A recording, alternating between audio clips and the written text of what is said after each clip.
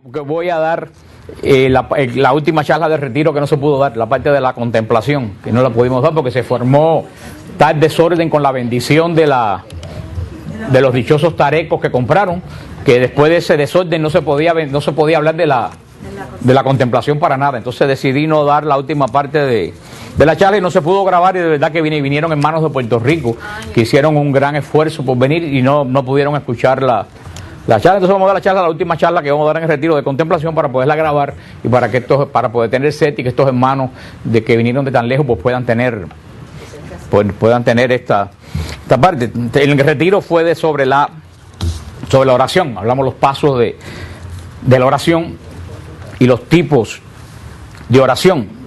¿Cuándo estarán la semana que viene estarán los audios y los videos? Si alguna persona pues le interesa, fue un retiro básico de oración para aprenderlo cómo orar, pero evidentemente parece que a algunas personas pues le hizo bien. El paso que nos quedaba, que yo empecé de ir la primera parte de la oración de contemplación, de la cual no se habla mucho. Siempre se habla de la otra oración de alabanza, la oración de adoración, la oración vocal, tanto que se habla. Pues la contemplación, como yo le decía en el retiro, la contemplación no es algo que se pueda aprender, es algo a lo que se llega. O sea, no vamos a dar una clase para enseñarlo a hacer contemplación. Eso no se enseña. Yo le puedo explicar qué cosa es la contemplación. Llegar a la oración de contemplación es un paso. Es como tal que una persona no puede llegar a un campeonato de bodybuilding a levantar 1000 libras sin nunca en la vida haber hecho pesas. O aquí no puede ir a las Olimpiadas a correr sin nunca en la vida haberse practicado corriendo. Cuando uno va a las Olimpiadas con una buena competencia es porque pasó varias etapas. La oración es igual. La oración es varias etapas. Y la contemplación llega absolutamente solo. ¿Cómo no se puede enseñar a respirar? ¿A ustedes le enseñaron a respirar?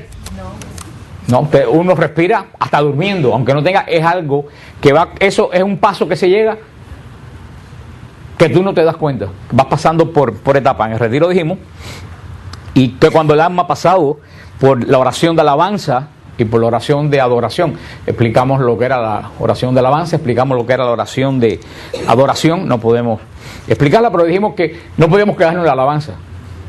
Una persona comienza haciendo la oración de alabando a Dios. Dijimos que uno alaba a Dios primero cuando uno conoce a Dios. Porque tú no alabas a alguien si tú no conoces quién es ese alguien. Tú cuando te alabas a alguien que tú lo has conocido, y no solo que lo has conocido, sino que lo has conocido y te ha gustado y te ha impactado lo que esa persona es. Entonces tú coges y alabas a esa persona. O sea que la oración, más que decir, me voy a poner a decir cosas, la alabanza externa, de decir, nace de algo que está interno. Y lo que tienes interno, que tú has conocido a Dios, y cuando tú conoces lo grande que es Dios y te das cuenta lo grande que es Dios, tú alabas al Dios que tú has conocido. Y esa es la oración de alabanza. Dijimos que la oración de alabanza era para afuera, aunque nacía de adentro, era para afuera. Por eso cuando uno alaba, levanta las manos. La postura judía y cristiana de oración. En las catacumbas de Roma, la primera figura de oración que está pintada del siglo I es una mujer con las manos así, orando. Esa es la postura judía propia de oración. La oración, y hasta el día de hoy, la oración de alabanza. Pero decimos que uno no se puede quedar en la alabanza. La alabanza no es lo que hacemos aquí, cantar unos canticos, eso no es alabanza. Esos son cantos de alabanza. Pero si tú lo repites con la boca porque no tienes nada adentro, entonces eso no es alabanza. Eres un coro, estás cantando un coro. Tú cantas alabanza cuando de verdad lo que tú dices por la boca te sale de adentro. Y para salir de adentro tienes primero que haber conocido, tener un encuentro con Dios. Pero decíamos que el alma no solamente se queda en la alabanza. Cuando tú sabes quién es Dios y lo alabas por lo grande que es, entonces tú entras en el otro paso de la oración, que es la adoración. Ya tú solamente no alabas a Dios por lo bueno que es, porque has reconocido lo grande que es, sino que cuando tú te das cuenta lo grande que es, tú te sobrecoges de tal forma en su presencia, que entonces tú lo que haces es que te rindes a Él. Esa es la adoración. Rendirse a Dios, la oración de adoración. Decir, tú eres, como decía San Agustín, tú me empujaste y me venciste. Dios es más grande que nosotros. Tú reconoces lo grande que es, entonces delante de tan grande que es Dios, tú te sientes pequeño y solamente lo único que te queda es decir, Señor, aquí estoy. Por eso la postura de la adoración es es para abajo, al contrario de la alabanza que es para arriba, porque la alabanza es para afuera, pero la adoración es un meterse dentro de uno, reconocer la grandeza de Dios. Pero decíamos que tampoco podemos quedarnos en la adoración. La persona que cuando ya practica la oración de adoración se tiene más deseos de Dios. O sea, cada paso te va llevando al otro paso. Hay gente que nunca se llegan a ningún lado. Hay gente que se queda en oraciones vocales y de ahí no pasan, no crecen. Yo hablaba con una persona en el retiro y decíamos, son un misterio de Dios, porque hay personas que no crecen. No sé si es que no tienen interés, si es que tienen interés en otra cosa. Así que a pesar que vienen a la iglesia no han tenido un encuentro con Dios. Por eso, pero fíjate, la alabanza es uno para fuera y la adoración es uno para dentro. Pero la contemplación no es ni siquiera uno para adentro, es la contemplación, no es quedarse fuera, es entrar en Dios. En la adoración, la diferencia es que en la adoración tú entras en ti, porque te sobrecoge entre la grandeza de Dios. La contemplación es salir y meterte en Dios. Hablábamos de San Bernardo, decía los 3 pasos, comparaba los 3 pasos de la oración con 3 besos, comparaba San Bernardo. Decía el beso en los pies, el beso en la mano y el beso en la boca, decía San Bernardo. Decía que el beso en los pies, dice que cuando tú conoces a Dios, el primer beso, estamos hablando en sentido espiritual, que tú le das a Dios es el beso en los pies. ¿Por qué? Dice el pecador recién convertido quiere mostrar su gratitud a Dios, y esa oración al Dios que te ha levantado, que te ha sacado, es parecido a la mujer que le besó los pies a Jesús. ¿Se recuerdan el hecho que la mujer que le lavó los pies a Jesús con sus lágrimas y le besó los pies? Y los fariseos decían, si supiera quién es quien la está tocando, porque era una mujer pecadora pública. Y fue cuando Jesús le dijo todo aquello que les dijo.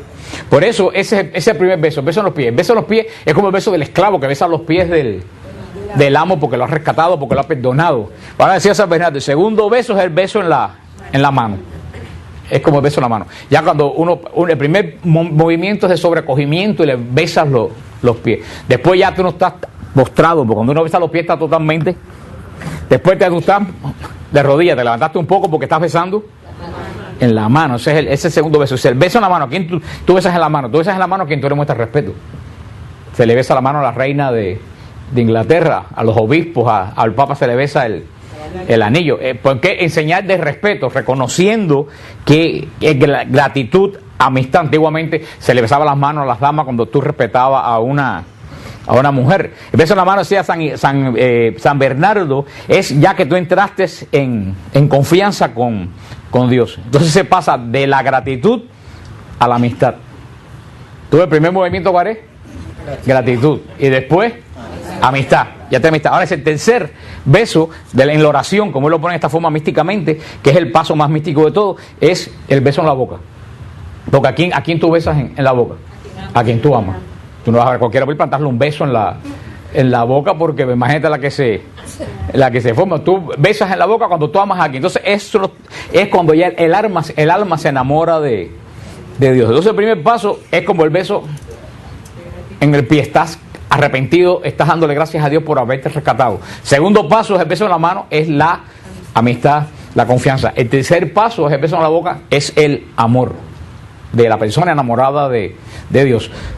Hay que ver en por qué paso anda uno todavía, si en el beso de los pies, si en el beso en la mano, si en el beso en la boca. Uno de los libros más místicos, uno de los libros más místicos de la Biblia, y que menos la gente entiende y al cual le tienen miedo, es el Cantar de los Cantares. Algunas personas, porque hay también gente en la iglesia que vive en la carne, hay teólogos carnales, aunque uno parezca raro que un teólogo sea carnal si está estudiando a Dios, pero son los que entienden a Dios al revés. Y lo que decía el Papa, en vez de aclarar las cosas, lo que hacen es enredarle más la fe a la gente, poniéndole dudas. La gente que estudia la Biblia, que son carnales, han llegado a decir que el Cantar de los Cantares es una canción de boda, porque suena como una canción de un novio y una novia. Dice, ven hermosa mía, que los pechos bonitos que tú tienes, las caderas que tú tienes, ven que te voy a hacer el amor. Y dice, esto parece. Lo que pasa es que las personas que son místicas, como Santa Teresa de Jesús, tradujo este libro en el siglo XV, en el siglo XVI, perdón, porque ella entendió, como han entendido los místicos, que el libro del Cantar de los Cantares no se refiere a una pareja de un hombre y una mujer, se refiere el amor de Dios por el alma del creyente. Es la relación de Dios con el alma del creyente. Por eso el Cantar de los Cantares es un libro muy místico. Y así lo decía el Señor a profeta Oseas. Le decía a profeta Oseas: ven al desierto donde te voy a hacer el amor. Porque verdaderamente para entender eso, que sea una persona adulta. Una persona que no es adulta no puede entender eso, se queda en la bobería porque lo que tiene en la cabeza es un tenis. Pero una persona adulta, sí, hay muchos tenis y algunos de marca. Por eso una persona adulta, así lo dice el Apocalipsis, lo dice Efesios, el amor de Dios con el alma del creyente es tan intenso como la relación de amor entre un hombre y una mujer, como la relación sexual entre un hombre y una mujer. Así de intenso es el amor de Dios con el alma que se entrega. Por eso el Cantar de los Cantares lo pone como un novio que va a su primera noche de boda con la novia. Esto se puede explicar, pero solamente se puede experimentar.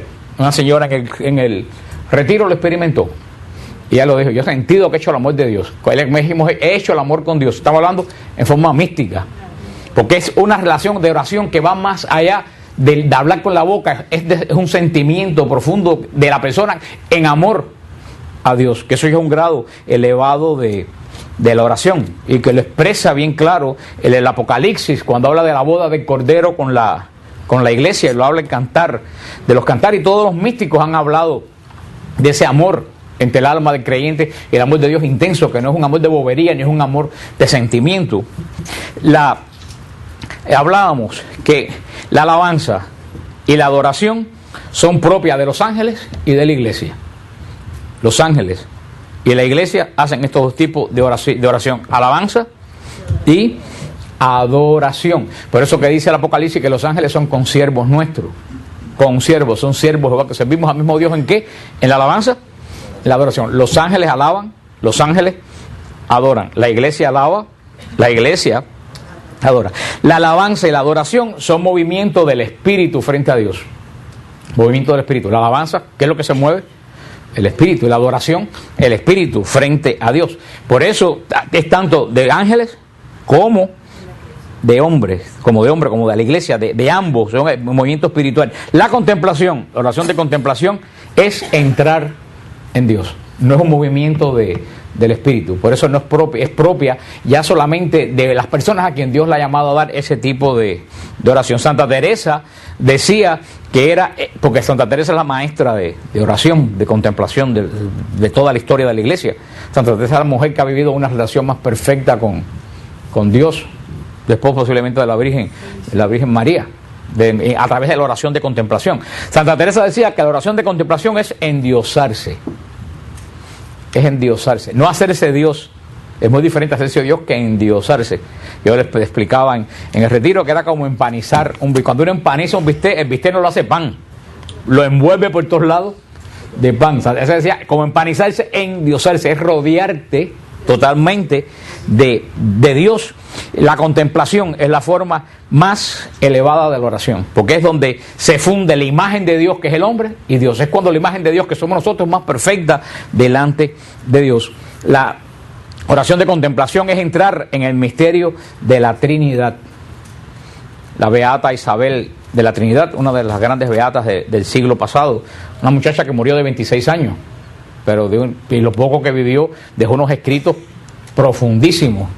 Y estuvo de Carmelita 3 o 4. ¿Cuánto estuvo de Carmelita? De 3 o 4 años, ¿no? O menos. ¿Cuánto? 5 años estuvo de Carmelita la beata Isabel de la Trinidad. Murió a los 26 años. Pero ella hablaba de la inhabitación de la Trinidad. Cómo la Trinidad, inhabitar, viene adentro de ti en el bautismo, y después llega un momento que tú vives dentro de la Trinidad. La gente espera vivir en Dios cuando se muera. Sin ni siquiera llegar a morir, puedes vivir habitado por la Trinidad. Entrar, la oración de contemplación es entrar en el misterio de la Trinidad. Decía la beata Isabel de la Trinidad, donde el Espíritu se queda sin la palabra de la alabanza y sin el movimiento de la adoración. La contemplación es entrar en este misterio de Dios. En la alabanza que hacemos, alabamos: yo te alabo, Señor, porque eres santo, porque eres grande. En la adoración que hacemos, pues dice la beata Isabel de la Trinidad que en la oración de contemplación nos quedamos sin las palabras de la alabanza y sin el movimiento de la oración. O sea, nos quedamos sin nada delante de Dios.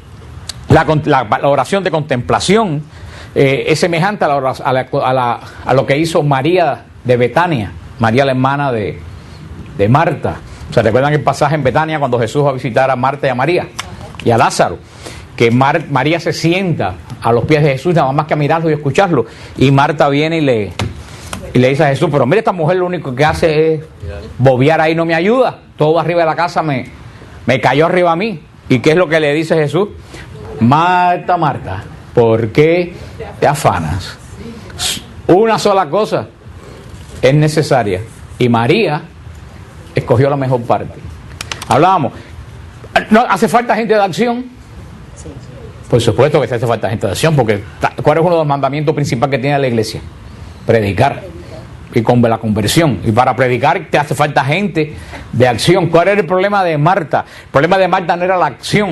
El problema de Marta era, Jesús lo dice, Marta, Marta, ¿por qué te afana? El problema de Marta es que andaba afanada. ¿Y qué cosa es andar afanada? Agitada. Había perdido la paz. La paz. Metida en todo eso, no sabía. Entonces se metió en tantas cosas que le molestaba que otra persona no la ayudara. O sea, si tú te metes en algo, tú lo tienes que hacer porque te agrada hacerlo. No meterte en algo y después ponerte bravo porque los demás no te ayudan. Porque los demás no se metieron. Tú fuiste quien te metiste. Entonces, Marta andaba como una loca, queriendo hacerlo todo bien. Y eso está bien, hacerlo todo bien, pero perdió la paz y se olvidó de lo más importante, que lo más importante no es hacer, lo más importante es hacer lo ordinario extraordinariamente bien. Y le fue con cuento, Jesús, mira esta que está sentada ahí que no hace nada. Jesús le dijo, si hay que escoger entre las dos, ella escogió la mejor parte. ¿Por qué? Porque ella no había perdido la paz. Ella no había perdido la paz. Y yo creo que en la iglesia existen Marta y María. Hay gente que andan queriendo hacer de todo en la iglesia y todo lo hacen mal. Y terminan peleados con medio mundo y no caben en ningún ministerio. ¿Por qué? Porque se afanan. Porque se afanan. Hay también, yo estoy seguro que María hacía su parte. Pero María, de las dos partes, ya sabía escoger cuál era la mejor. María sabía que donde no se pone y se saca, se acaba. Que para sacar, primero hay que poner. Esa es la contemplación. María sentada a los pies de Jesús, mirándolo y oyéndolo. La contemplación, la oración de contemplación no lleva palabras, no lleva gestos, no lleva nada. ¿Qué es lo único que lleva la oración de contemplación? Sentimiento. Eso lo definió mejor que nadie el santo cura de Ars. Santo cura de Ars confesaba 15, 16 horas y después se pasaba, dormía 3 o 4 horas, después se pasaba 4 o 5 horas delante del Santísimo. Y un día un teólogo, un gran teólogo de París fue, porque el santo cura de Ars fue una persona bien bruta. Tan bruta que lo ordenaron por pura misericordia y lo pusieron en ese pueblecito que todavía hoy en día, nosotros tuvimos hace unos años, estuvo Rosana y Marta María, Olguita y la Boricua, estuvimos allá. Todavía hoy en día, en el 2000, en el siglo XXI, es un pueblecito de nada con 2 calles. Así que imagínense, hace 400. Lo pusieron allí porque como era un pueblo tan chico, dijeron, bueno, es tan bruto que por lo menos ahí no va a confundir a nadie. Y terminó que venían los grandes teólogos de París a hablar con él. Así como para Dios la sabiduría es necedad. Y la necedad es sabiduría. Y cuando vinieron un teólogo de París, dijo, yo quiero que me diga su método de contemplación. Él dijo, mi método, yo lo miro y él me mira. Vaya. Y eso, ustedes han visto esos matrimonios viejos, que llevan 60 años de casados, están los dos sentados y no se hablan. Y no se hablan porque estén bravos, es que no tienen que hablar. Porque saben que están ahí y solamente con una mirada, la mujer o el hombre saben qué cosa necesita o quiere el otro. Y se pasan horas y horas sin hablar porque es un acompañamiento lo que se tiene, no una conversación. Eso es lo que el cura de Ars decía. Yo no tengo ninguna técnica, yo lo miro y él me mira. Y ahí se me olvido del reloj y me olvido del tiempo. Esa es la esencia de la contemplación. Como decía Santa Teresa de Jesús, adentrándose en sí misma con Dios y viéndose vuelta y empapada en Dios. decía Santa Teresa. La oración de contemplación es muy parecido a la actitud de un niño sentado en las rodillas del papá. Un niño que el papá o la mamá lo carga en las rodillas. Cuando nosotros vamos de visita, tenemos un niño de 1 año, de 1 año y medio, y uno se mete 3 horas en una visita con el niño sentado en los pies, y el niño ni protesta ni hace nada. El niño está sentado ahí, que es lo que hace, mirar lo que el padre está diciendo. Con eso ya él se siente, porque tiene la seguridad que está en los brazos de su padre, que su padre o su madre no lo va a dejar caer ni lo va a dejar que le suceda nada. Está en plena confianza y se olvida de todo el resto de las necesidades. Y como decía, creo que era Santa Catalina de Siena, decía, ni las rodillas de Dios se cansan, ni sus brazos se aflojan. Los brazos de un padre se pueden cansar de cargar a un niño 4 horas, pero los brazos de Dios jamás se cansan ni se aflojan. La oración de contemplación que decía Santa Teresa consistía en quedarse a solas con Dios. Parece sencillo quedarse a solas con Dios. Quedarse a solas con Dios. Hermano, no es fácil quedarse a solas con Dios. ¿Qué es lo que uno hace cuando se queda solo con Dios? Hablar. No, en la oración de contemplación, cuando tú te quedas sola con Dios, no haces absolutamente nada. Nada. No es fácil quedarse a solas con Dios. No sé. Cuando uno se queda en oración de contemplación solo con Dios, es quedarse tú y Dios, sin palabras, sin un libro para... Por eso digo que no es algo que tú practicas, es algo a lo cual tú llegas de etapa en etapa. Existe, según la doctrina teresiana, existen 2 regiones en el alma. El alma tiene 2 regiones. Una parte del alma es la parte una parte del alma es agitada. En la parte del alma externa, que es la parte agitada, se mueve la imaginación. Nuestra imaginación está en la parte externa del alma, que crea continuamente imágenes. La imaginación siempre está, esa es su palabra, está creando imágenes que se mueven la suministra esas imágenes a nuestro entendimiento. O sea, está en la parte externa del alma está la imaginación y el entendimiento. La imaginación capta las imágenes y el entendimiento, ¿qué es lo que hace? Razona y discurre. Ahora, cuando el alma, porque decimos que es el alma y no es el cerebro, porque una vaca tiene cerebro y no razona ni discurre, menos se le imagina nada. Somos nosotros. Mucha gente no entiende lo que es el alma y el espíritu. Mucha gente no entiende lo que es el alma y el espíritu. El hombre se compone, si vamos a ver en realidad, el hombre se compone de espíritu y cuerpo. Punto. ¿Qué cosa es lo que es el espíritu? Lo que es imagen y semejanza de Dios. ¿Y qué cosa es el cuerpo? La parte nuestra que es animal. ¿Qué cosa es el alma? El alma es la interacción del espíritu con el cuerpo. Por eso el alma es la región donde están las emociones, el odio, el miedo, el amor, la inteligencia, esa parte. Pero lo que va al cielo no es el alma, lo que va al cielo es el espíritu. Pero eso Jesús dice, no dice en tus manos, Padre, encomiendo mi alma. Dice en tus manos, Padre, encomiendo mi espíritu. Porque por eso se podía decir que el alma se muere. Por eso que dice que la Biblia dice que el alma se muere, porque cuando el espíritu va al cielo ya no interactúa con el cuerpo, ya es espíritu puro, ya son sentimientos puros, ya no pasa, la información no pasa por la imaginación, que ahí es donde se complica la cuestión. Por eso esa parte, pero para la doctrina teresiana no estaba tan adelantado todavía todo eso de alma y espíritu, por eso lo dejamos así. Ella decía que la parte exterior del alma, que es, yo pienso que es el alma en sí, es agitada. Ahí está la imaginación que crea y suministra imágenes. ¿Y quién lo capta? El entendimiento. ¿Y qué hace el entendimiento con las imágenes que capta? La razona. Tú ves, no sé, tú vas y dices, porque tengo que ir a comprar un regalo ahora para Navidad, y vas a la tienda, ¿y qué es lo primero que tú captas? Imágenes. Después razona, este precio me conviene, este precio no me conviene, a lo mejor voy a otro lugar y está algo mejor que lo que veo. ¿Tú me entiendes? Y eso pasa con todo, con los problemas de la vida, con el trabajo. Esa parte está continuamente como en movimiento y agitada. Y decía Santa Teresa que era una región veleidosa, que no puede quedarse mucho tiempo tranquila. La parte externa, donde está la imaginación y donde está la inteligencia, no puede estar mucho tiempo quieta, siempre está en acción. No puede ni siquiera delante de Dios se puede quedar quieta. Esta fue como una persona que me dijeron en el retiro: ay, hermano Fran, nosotros por la noche ustedes ponen por la madrugada muy santísimo y siempre hay gente cantando, rezando en voz alta.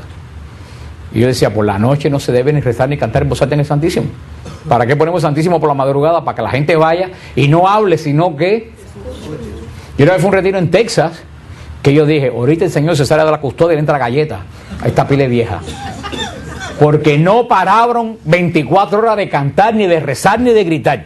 Digo, caballero, pero cuando esta gente se callan delante de Dios. Ahora fíjense todo lo importante. Una persona que está así, ¿qué área de su alma está trabajando? La externa, la imaginada. Antes bueno, estás delante santísimo, estás orando, estás rezando, estás cantando, porque estás cantando continuamente imágenes y estás razonando. Si estoy delante de Dios, tengo que cantar, tengo que alabar, tengo que pedir, tengo que reparar, tengo que... ¿Usted entiende lo que yo les quiero decir? Ahora decía Santa Teresa, estás en la carne, exactamente, porque el alma interactúa con el cuerpo. El alma interactúa con el cuerpo. Pero decía Santa Teresa, hay otra parte interior de nosotros, sosegada.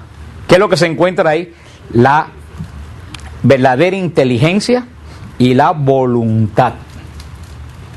La inteligencia y la voluntad está en la parte interior de el alma. Dice, esa parte, la inteligencia y la voluntad, está muy cerca de la fuente de la gracia. ¿Por qué? Porque está muy cerca de ¿qué? Del Espíritu, que es imagen y semejanza de Dios. Decía, y esa parte interna permanece unida a la gracia. A pesar del tumulto de afuera, esa parte donde está la inteligencia y la voluntad permanece siempre tranquila. Y yo ponía el ejemplo de cuando el tsunami en Tailandia. Yo me acuerdo que a mí me impresionó mucho unos testimonios que hubieron del tsunami, que esta persona estaba haciendo scuba diving en la costa, y cuando estuvieron como 3 horas con los tanques de oxígeno, cuando salieron, que sacaron la cabeza, lo que tenían al frente, el hotel, no había nada.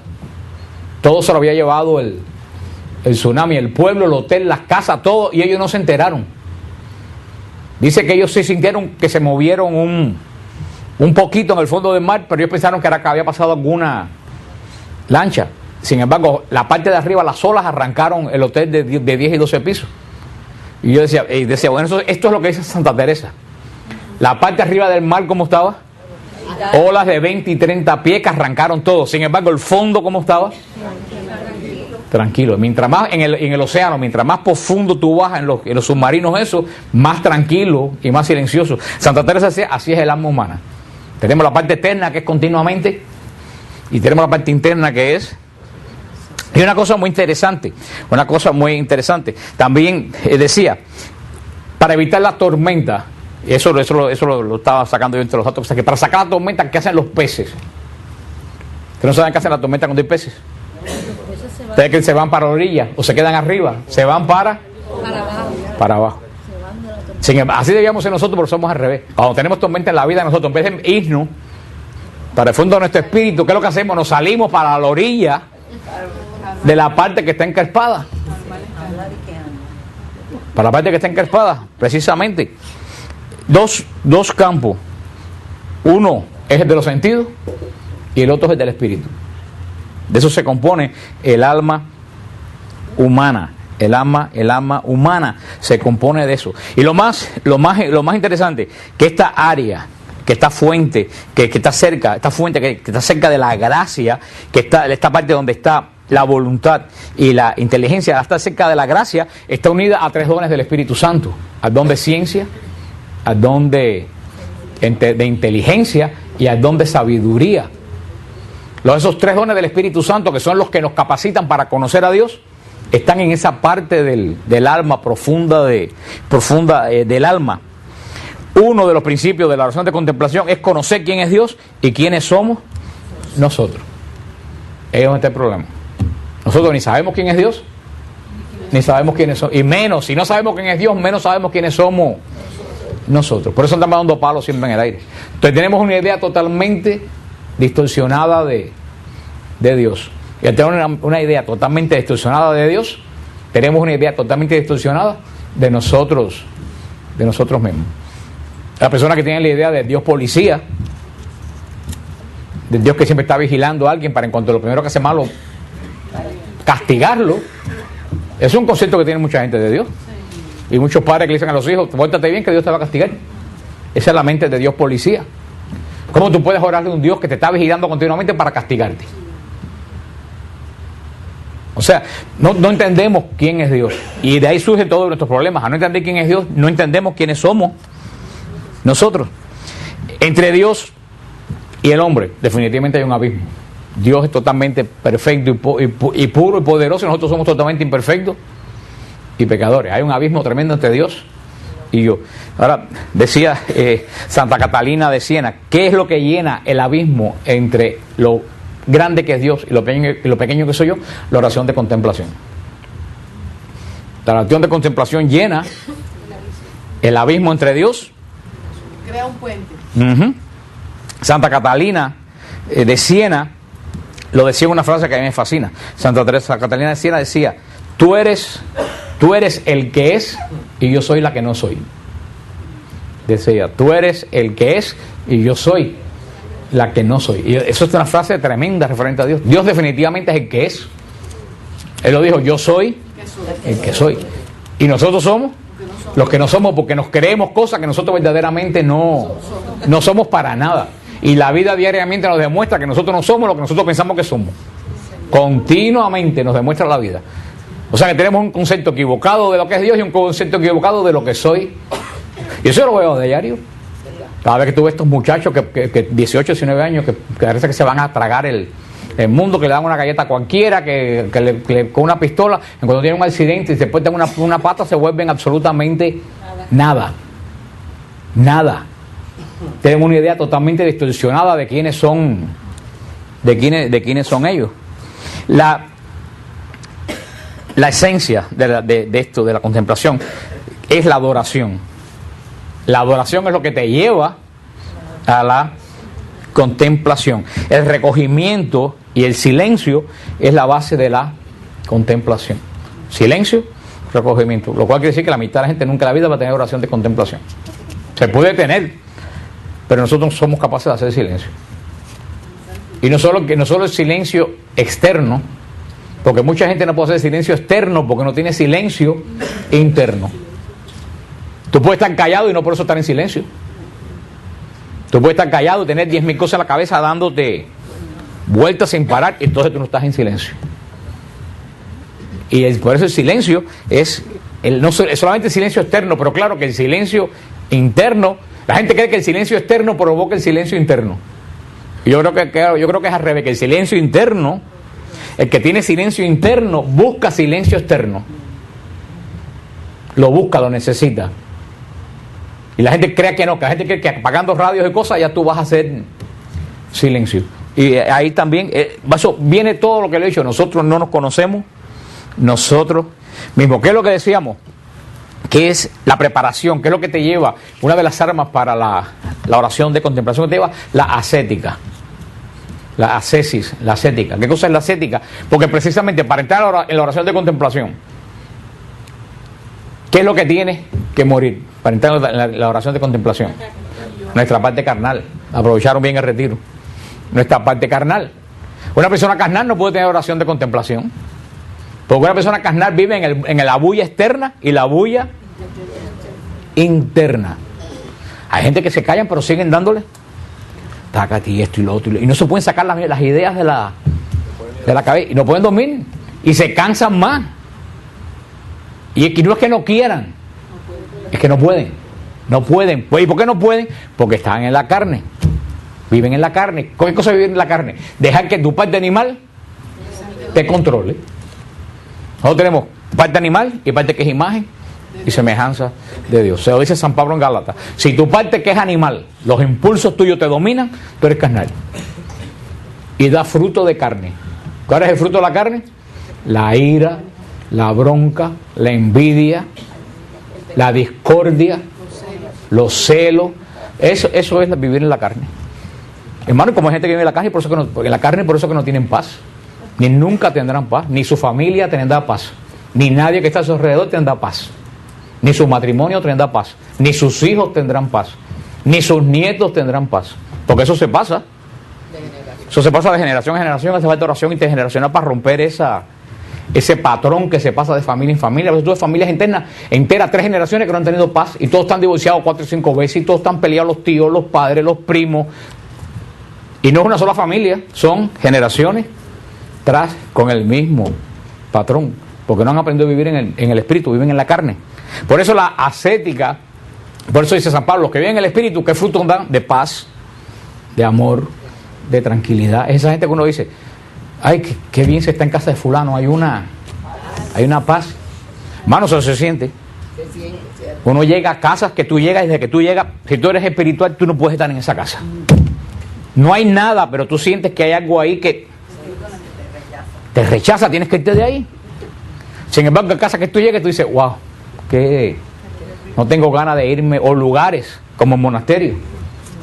Pero bueno, eso es un lugar santo, pero hay casas donde tú entras y tú sientes que hay paz en esa casa. ¿Y qué cosa? Esa gente vive en el espíritu, dan esos frutos de paz. O gente que dicen de personas, ay, fulano transmite, o fulana transmite una paz. A mí me gusta hablar con esa persona porque transmite. ¿Por qué la persona transmite paz? Porque tiene paz. Porque nadie da lo que no tiene.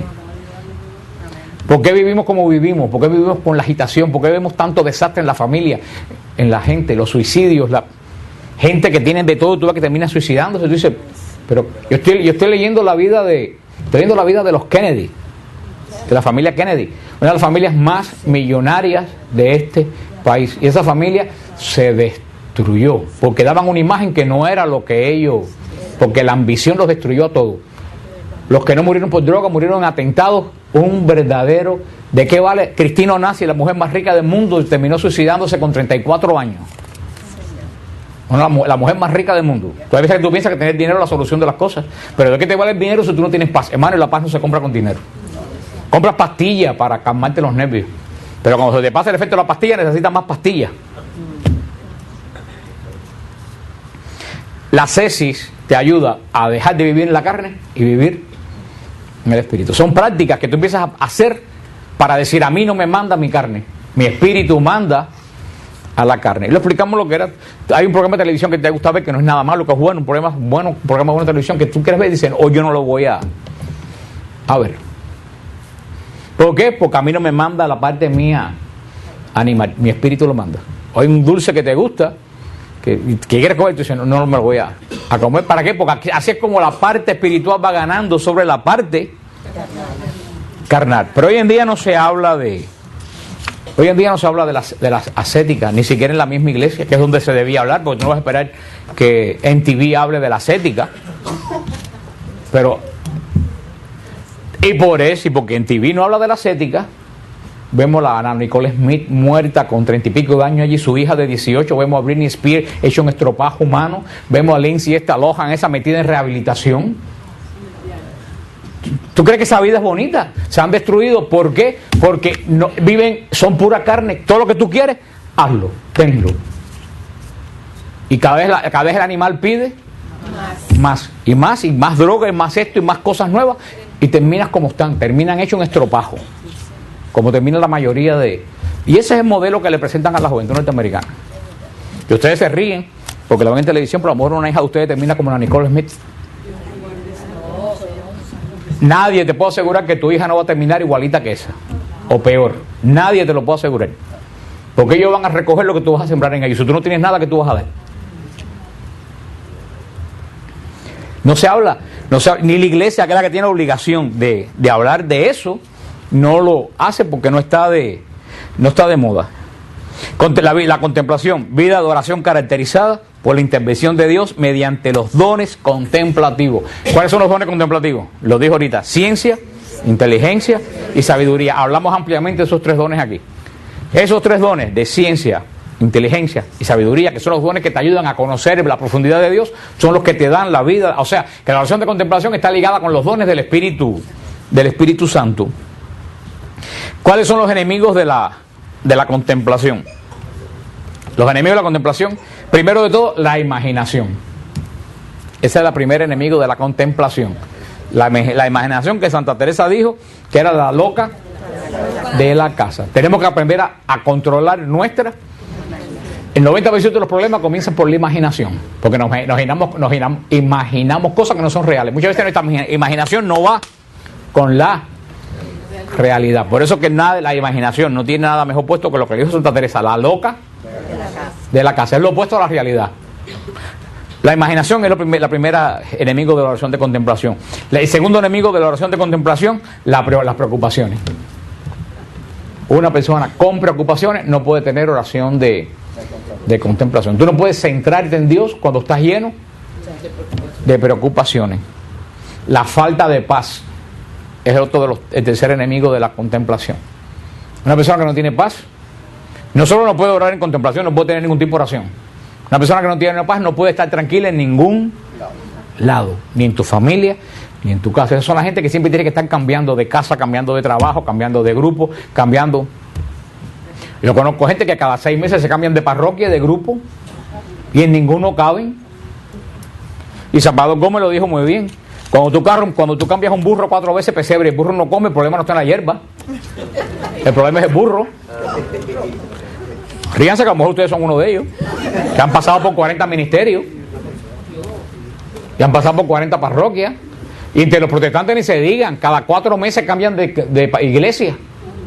Cada vez que tú lo ves en el muerto y la encuesta, está en una iglesia nueva. Falta de paz, la persona que no puede quedarse tranquila, porque tú sabes de dónde viene la falta de paz, de miedo de saber quién tú eres. La gente tiene miedo de saber quién es uno. Entonces, para no darte cuenta quién tú eres, te aturde con 40 cosas. El 90% de nosotros tenemos una idea equivocada de quiénes somos nosotros. Y todos ustedes y yo también. Fíjate si es así, que hagan este ejercicio que me dijeron el otro día que yo hice, y es cierto. No es nada. Mírense, no es ningún chiste. Mírense en el espejo e inmediatamente mírense y traten de acordarte cómo tú lucías en el espejo. Para que tú veas que no te vas a poder acordar cómo tú lucías en el espejo a los 2 segundos de mirarte en el espejo. Mírate en el espejo y mírate. Y trata en tu mente de acordarte cómo tú lucías, que te vas a hacer una idea totalmente diferente de cómo tú lucías. Yo lo hice y es cierto. No te puedes acordar cómo tú luces a los 2 segundos de mirarte. Tenemos una idea totalmente equivocada. Entonces, si te quedas solo con Dios, tú vas a saber quién tú eres. Tú tienes miedo de saber quién tú eres. Y este es el gran problema, desconocimiento total de uno mismo. Entonces tienes miedo de encontrarte con Dios para no saber quién eres realmente tú. Y de no saber quién eres tú y esperar cosas de ti, que no es lo que tú puedes dar, viene la falta de paz. Y cuando tú no sabes quién eres tú exiges de la otra persona lo que la otra persona tampoco puede dar. Y ahí viene la falta de paz. Otro de los enemigos de la oración de contemplación, las pasiones fuertes. ¿Cuáles son las pasiones fuertes? Odio, rencor, malos recuerdos. Esos son los enemigos de la oración de contemplación. Lo cual quiere decir que el 90% de las personas que conocemos no pueden hacer oración de contemplación. Se lo voy a repetir. La imaginación acelerada, las preocupaciones, la falta de paz y las pasiones fuertes, odio, rencor, malos recuerdos. Hermano, estamos llenos de malos recuerdos. Te aseguro que todo el mundo aquí tiene algún mal recuerdo, que cuando menos te lo imaginas, sale. De hace 15, 20 años. Y los vuelos no te salen y te salen el mal recuerdo. Para eso hay oración que se llama la oración de sanación de los recuerdos. Yo le digo que el 90% de nosotros necesitamos oración de sanación de los recuerdos. ¿Cuántas personas un mal recuerdo no lo deja vivir por años? ¿Cuántos más recuerdos de un novio o del matrimonio de su padre y su madre que vio lo mal que funcionaba no lo deja tener una relación estable nunca? Porque siempre le viene inconscientemente el miedo que me puede pasar exactamente lo mismo que me pasó aquello que yo vi. Esos son los enemigos de la oración de contemplación. Dios, el Señor, es el maestro de la oración de contemplación. ¿Tú sabes lo único que tiene que hacer el alma? Quedarse callada y atenta y atender a Dios. Callada, pero hermano, no nos podemos callar. No nos podemos callar. En los retiros que yo he hecho yo me doy cuenta, no nos podemos callar. Hasta la persona más buena no se puede callar. ¿Y tú sabes por qué la persona no se puede callar? Porque tiene ruido interno. Y la persona que tiene ruido interno hace ruido externo. Por eso que no nos podemos callar. Puedes ser la persona más buena del mundo. No te puedes callar. Yo lo veo en los retiros. Hasta la gente más crecida en el espíritu no se puede callar. Tiene que hablar y hablar y hablar. Y si no puede hablar con nadie, habla con Dios. Cuando no encuentra quien lo oiga, habla con Dios. Y tú no puedes obligar a nadie a hacer silencio interno. Eso no se obliga. Eso tiene que venir. Eso es un don que tú tienes que pedir. Señor, ayúdame a tener silencio interior. Los pasos de la oración. Ya nos quedan 5 minutos. Los pasos de la oración. Primero, ¿cómo comienza? Tú no puedes pretender, como le dije, llegar y caer en oración de contemplación. No. El primer paso, no, estos no son los pasos de la oración que dimos en el monasterio. Esto es otro tipo, estamos hablando de la oración de contemplación. En la oración monasterio dimos los pasos de la oración. Cuando tú haces oración, esto es otra cosa. Primero, tú comienzas la oración por oración vocal. Tú comienzas por oración. El primer paso de la oración es la oración vocal. La oración vocal, el rosario, el Padre Nuestro, la Ave María, la Lectio Divina, dice que es Rosana, que tú lees un pasaje y lo meditas y cantas y lo meditas. La oración vocal, o yo hablas, yo te alabo, Señor, porque tú eres, esta es la oración vocal es el primer paso. Tú tienes que empezar haciendo oración vocal. Cuando tú te acostumbras a la oración vocal, viene el segundo paso. ¿Cuál es el segundo paso? La meditación. ¿Qué cosa es la meditación? ¿Qué hace falta para meditar? Un libro. Tú abres la Biblia o lees o coges un libro bueno, claro, San Juan de la Cruz, lees, después cierras el libro y meditas lo que leíste, le das vuelta a lo que leíste, cómo me sirve a mí, cómo me lo puedo aplicar, yo que me ayuda a esto que acabo de leer. A mí es como la lección divina, pero la lección divina es orando, la meditación no es orando, la meditación es leyendo y en la lección divina tú haces oración, después la meditación es un libro que tú lo coges y lo lees y le das vuelta para qué me sirve esto a mí. El mismo evangelio que me dice el Señor aquí en el evangelio. El tercer paso, la oración mental. Ya después que tú meditas, ya tú no haces oración vocal, tú oras en tu mente. La oración tuya es en tu mente. Entonces después que ya tú estás acostumbrado, sabes orar mentalmente, entonces cuando tú pasas a la oración de contemplación, que es cuando cesan todas las palabras, ya no te hace falta libro para meditar, ya no te hace falta rosario que rezar, ya no te falta lectio divina que leer, ya es un estar tú con Dios. Pero esos son los pasos. Ahora, no pienses tú que inmediatamente tú vas a tener 2 meses de oración vocal y vas a caer en la contemplación. Esto es una cosa que tú pasas de un paso al otro sin darte cuenta. Como cuando tú creces, cuando tú tienes 14 años, te ves con 18 y tú no te diste cuenta que cuando tú llegaste a la adolescencia, llegaste y se acabó. Primer paso, oración vocal. Segundo, meditación. Tercero, oración mental. Cuarto, contemplación. Yo leí una vez en un retiro que di en el monasterio de Tampa, de Georgia, en Conyers, de los retiros viejos que dimos por allá. Cuando hablamos de la contemplación, que era como un juego de pelota, de béisbol. Una vez que siempre el pitcher y el ¿cómo se llama el otro? El catcher siempre se están mirando, porque uno se está mirando al otro, porque se comunican y uno reacciona a la seña que le hace. Así es la oración de contemplación. Tú estás mirando a Dios y tú reaccionas a la seña que te hace, o Dios reacciona a la seña que tú. A mí me toca un catcher y esté mirando para, no sé, una paloma que pasó, le suenan un pelotazo. No es que tú en un juego de pelota, tú mira, los dos están contemplándose, se están contemplando uno a otro para ver los movimientos que hace uno, para el otro responder. Eso es lo que más cerca se encuentra de una oración de consejo que daba Santa Teresa. Dice Santa Teresa: como no podía discurrir con el entendimiento, procuraba presentarme a Cristo dentro de mí y hallábame mejor, a mi parecer, en las partes donde lo veía solo y afligido. Parecíame que estando solo y afligido, como que estaba necesitado y me habría de admitir a mí. En especial me hallaba muy bien en la oración del huerto. Allí yo la acompañaba. Aquí ganó mucho mi alma, pues comencé a tener oración sin saber qué era. Este es el comienzo de la oración.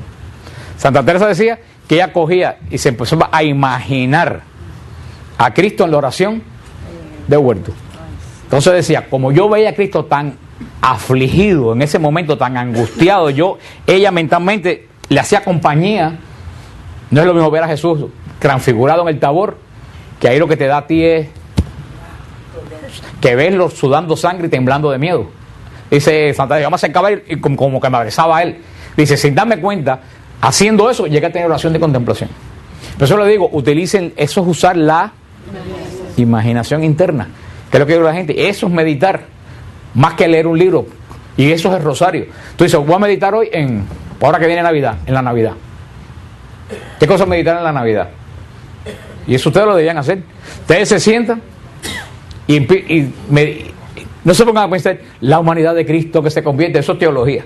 Tú miras el portal de Belén con tu imaginación, miras a María, lo que puede estar arreglando los pañales, miras a José encendiendo la luz, miras al niño acostado en la cuna, ves a los pastores que vienen caminando por eso, todo tú lo haces con tu imaginación. Puedes coger el niño y cargarlo mientras María está arreglando.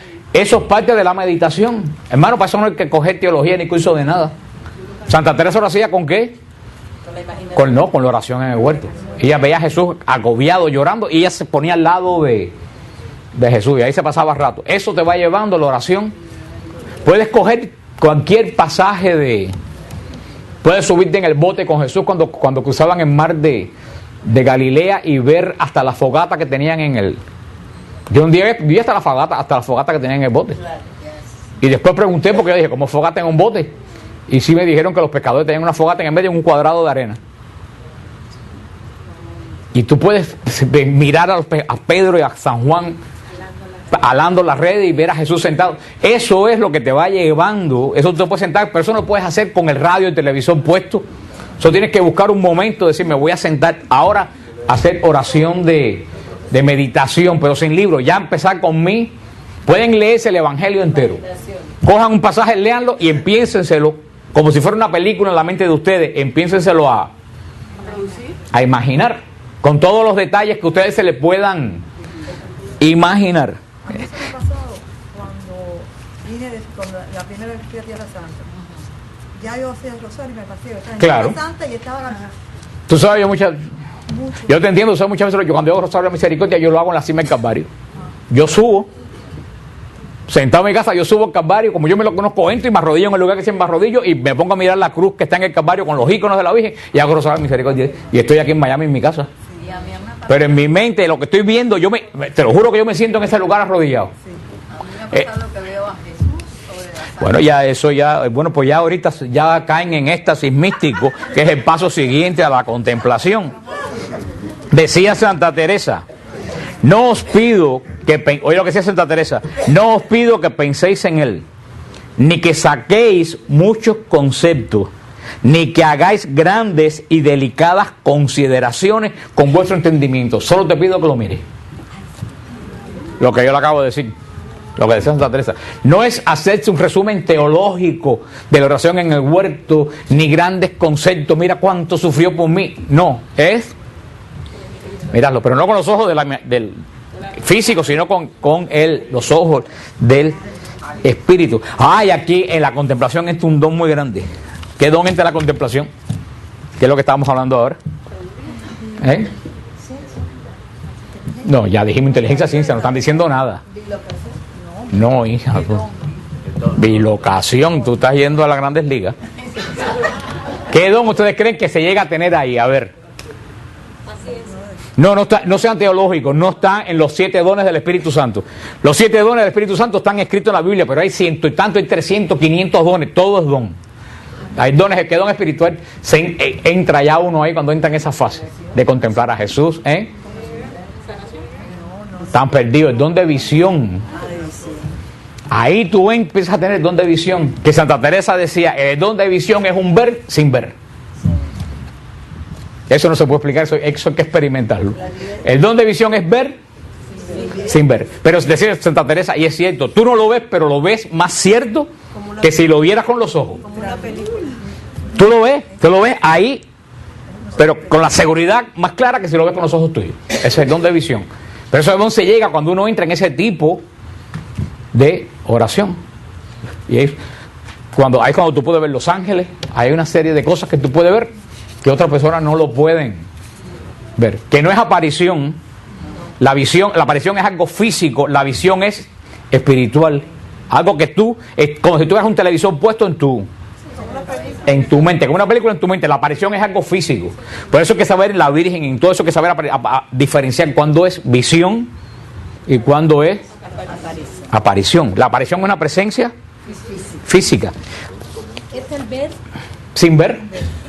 Porque no ves con los ojos de los ojos. Ves con los ojos.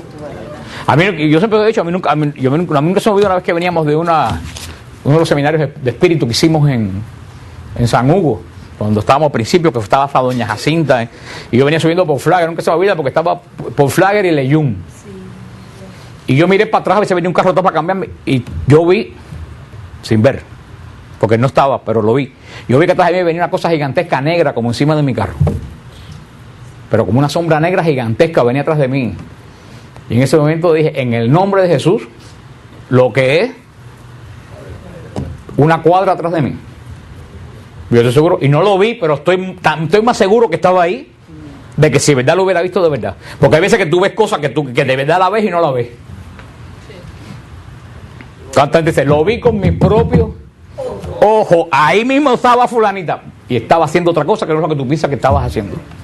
Y ahí cuando se hacen los juicios erróneos, y ahí tengo yo montones de historias, que tú dices, lo vi.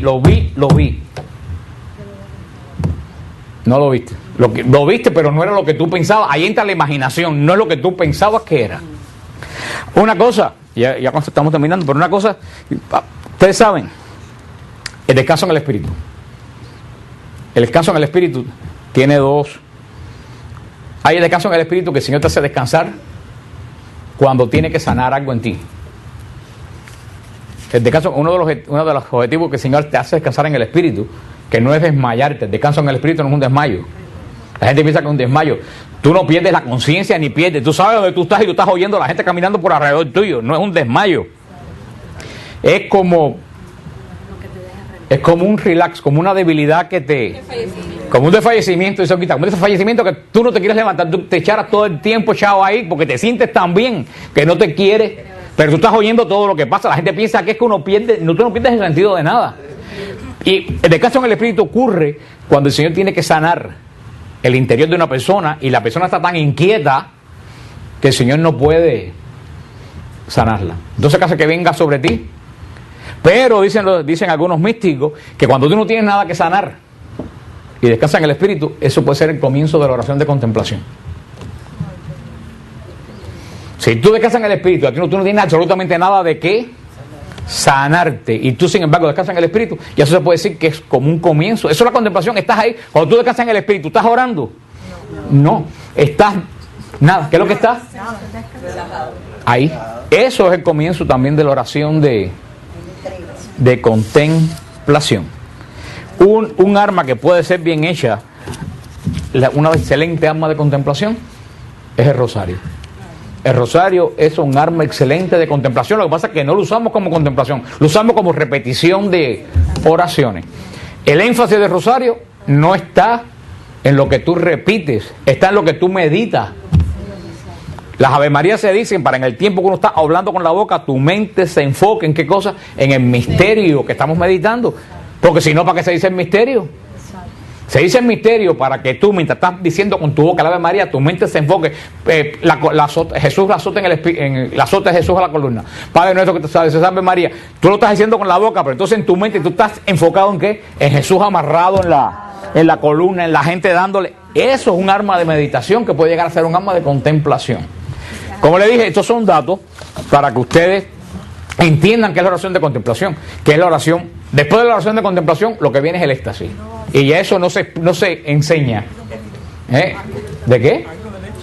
Que lo haga. No, yo no sé nada del éxtasis. No, yo nunca he tenido ningún éxtasis. Pero... No, eso no se estudia. El éxtasis es una excelencia el éxtasis es una excelencia del espíritu. Ahí es ya cuando ya hay no más nada que ni contemplación. Eso es más allá de que Santa Teresa entraba en éxtasis. Santa Teresa estaba en éxtasis, pero ya tú tienes que vencer. Santa Teresa escribió un libro que ojalá lo encuentren escrito en castellano normal, que no lo hay, no sé por qué no lo hay. Hay las moradas escritas en español normal. Sí, yo la tengo. ¿Sí? ¿Tú la tienes? Sí. Pero no se entiende si Yo la que tengo es escrita en castellano antiguo. En español. ¿Sí? Pues Santa Teresa escribió las moradas interior. Y eso le dijeron, háblanos de tu experiencia de oración. Y ella escribió que el espíritu era como un castillo. Sí. Porque ella lo que veía en Castilla, por supuesto que eran castillos, por eso que se llama Castilla. Entonces ella explicaba cómo la oración es como el castillo. Decía que el primer paso de la oración es como estar afuera del castillo, en el portal del castillo. Una persona que está en el portal, ¿cómo está? Mirando todo el que pasa, fulanito que pasó y te dijo adiós, el otro que te distrajo con esto, aquel que te habló. Ese es el primer paso. Dice que después tú pasas a la sala. ¿Ya quién pasa a la sala? El que ya un poco más de confianza. Y en la sala no hay tanta distracción, que es lo que hay conversación. La visita que conversa se le da. Entonces dice que ya después la persona que avanza un poquito más entra al comedor. Al comedor no todo el mundo entra. Tú invitas a comer a quien que tiene una relación más íntima contigo. Y por último, tú entras al cuarto. ¿Quién tú dejas entrar a tu cuarto? Alguien que le das muy amistad, una amistad tuya. Cualquiera tú no lo dejas entrar al cuarto. Y ahí ya en el cuarto no hay ruido, no hay bulla. Santa Teresa compara, es muy interesante, los pasos de la oración con ese entrar a una casa, paso